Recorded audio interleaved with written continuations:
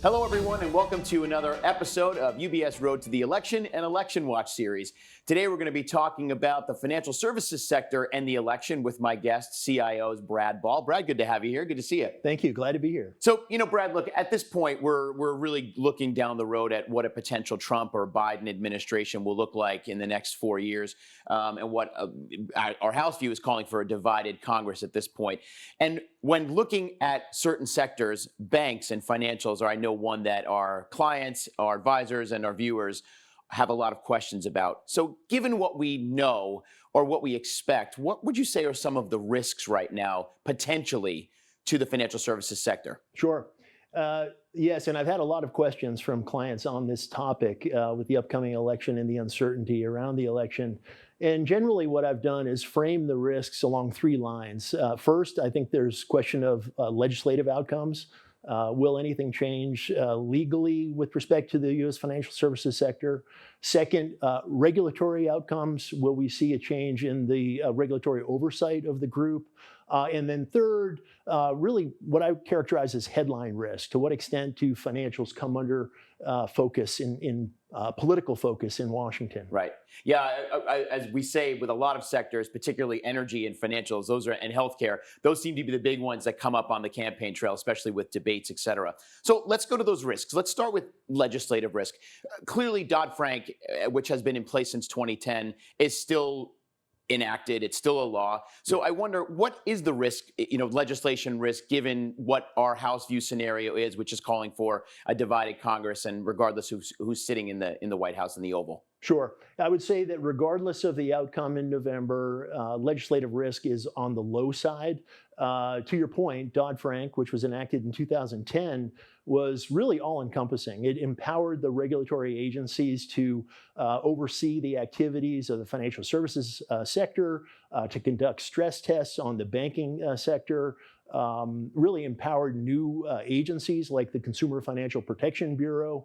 So arguably, the 2010 Dodd-Frank Act has pretty much done everything you need to do legislatively, and there really isn't a need to change that over the near term. Right. So it's not something what you're saying is, for our viewers and investors, not something they should fear, that legislative risk. That's right. At this point. Okay. Yep. But what about the regulatory risk? I mean, clearly that's something that when you look at one of the more highly regulated sectors, it is financial services, and there are different opinions on both sides of the aisle. So looking down the road a little bit, what are the regulatory risks here? Yeah, that's the key area for sure. And regulatory risk really lies in the interpretation of the rules as set down by the Dodd-Frank Act. And the interpretation can be done differently by the heads of different regulatory agencies. Arguably, you've heard this before, personnel is policy. To the extent that a new president, new administration were to change the regulatory heads at agencies like the Fed, the FDIC, the OCC, the CFPB, those new heads could have different views with respect to the rules and regulations and apply them differently. What we've clearly seen since the Biden administration came in 3+ years ago is, I would say, a regulatory pendulum swinging against the industry. The heads of the agencies that Biden nominated and were confirmed by Senate, coming in at the CFPB, coming in at the FDIC, those folks have an ideological bent that's more challenging, I would say, for the banking industry. They tend to be pro-oversight, pro-punishment, in favor of less consolidation. Generally raising the costs of compliance and raising the cost of capital and liquidity for the industry broadly. Should we see a change in the administration come November, and a change in Congress, or a combination of the two, we could see that regulatory pendulum swing back to some extent. Yeah. Well, it's interesting. We were talking about this earlier, and we're looking back last March at the regional banks that were failing. And there's a lot of talk in Washington and others that big banks shouldn't be buying up other banks, but in some cases it's necessary. Do you think that might be at risk here? Because JP Morgan saved or bailed out essentially First Republic last year, because otherwise we would have had a real meltdown in the U.S. financial system at that point if JP Morgan hadn't stepped in, for example. Yeah, and I would say that there is a clear need for consolidation in the banking sector.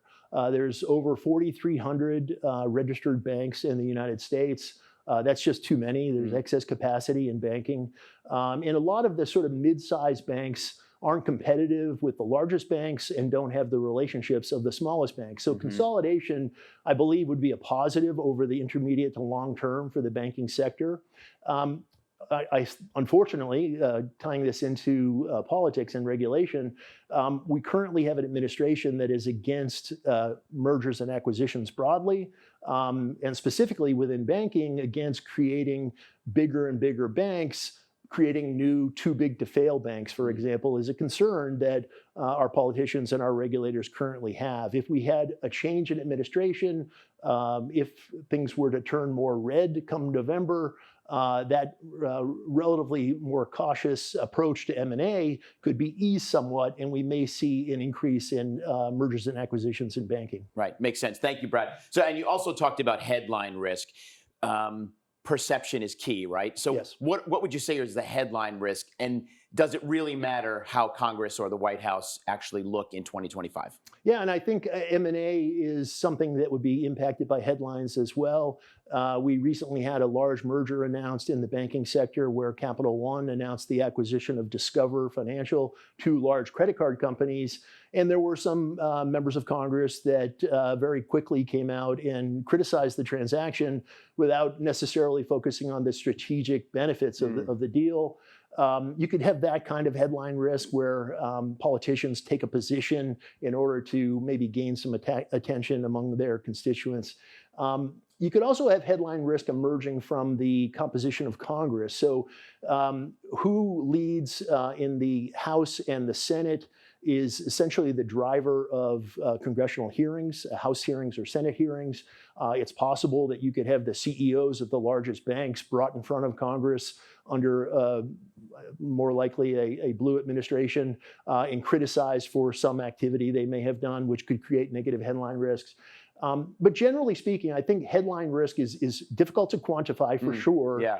Certainly difficult to consider from an investment thesis standpoint, but something that we need to be aware of, and again, something that probably would be less of a risk, less of a threat in a red outcome in November. Great. And the very last question, Brad, and it's a quick one, I think. And you even said this. I'm quoting you essentially that how banks perform during an administration has more to do with what's happening before than after who's sitting in the White House. So at this point, for investors out there who are invested in the banks or in funds that invest in the financial services sector, is there real risk here to whoever's sitting in the White House?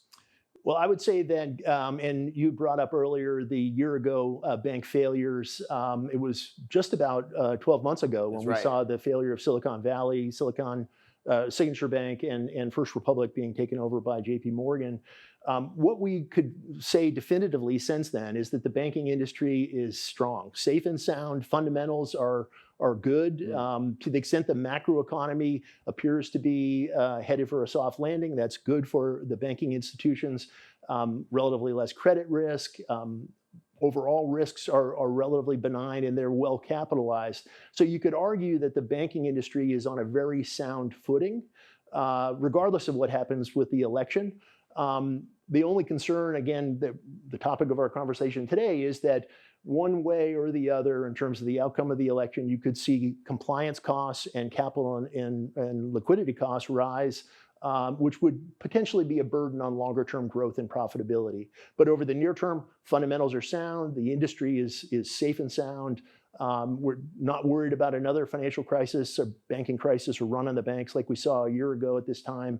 And that's all positive. I mean, Brad, I'm knocking on wood as I say that, with all the hope that we don't have to go through another crisis again, but it sounds like things are really safe and sound. And also, It's great that we had this information today from you, because I know you're getting a lot of questions from concerned investors. So good to put their minds at ease a little bit. Great. Thanks, Brad. Happy to do it. Yeah, great. Good to see you. And for more information, please visit our website, ubs.com/election watch. There are lots of other episodes in this series that are there, plus tons of other election-related content coming from the Chief Investment Office. And we encourage you to continue this conversation with your financial advisor, so make sure to reach out to them. Until next time, I'm Anthony Pastore. Have a great day, everybody.